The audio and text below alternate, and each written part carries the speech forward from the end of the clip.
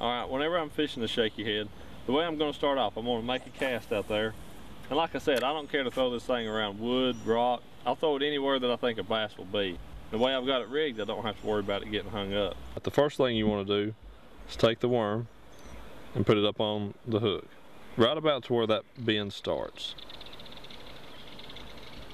Okay, then you're going to take it, you're going to come out of the bottom of the worm, turn it around, and slide it up onto there. And a lot of times I'll go ahead and wet the shank of the hook here just to keep the worm from tearing anymore. But then you want to slide it the rest of the way up over that keeper barb. Okay, and it'll look like that. And you can see where that hook is going to lay, and that's where you want to put it inside the worm. So I'm going to take it, I'm going to pinch the worm up just a little bit, come all the way out of the worm by just a little bit, and then take some plastic and cover that hook point back up, where you have a nice straight worm whenever you get done. So I'm going to throw it out and I'm going to let it go all the way to the bottom.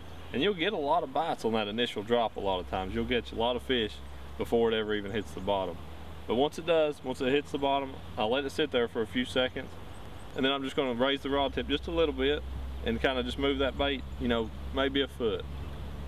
And if it's on a steep bank, you want to, once you move it a little bit, you got to let it fall back to the bottom. If you're fishing a place that's kind of flat, you're just going to kind of be dragging it right along the bottom, you know. So you just want to make sure that you're keeping that bait down along the bottom the whole retrieve.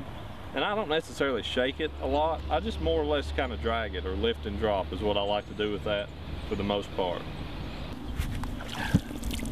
Fenwick, feel the action.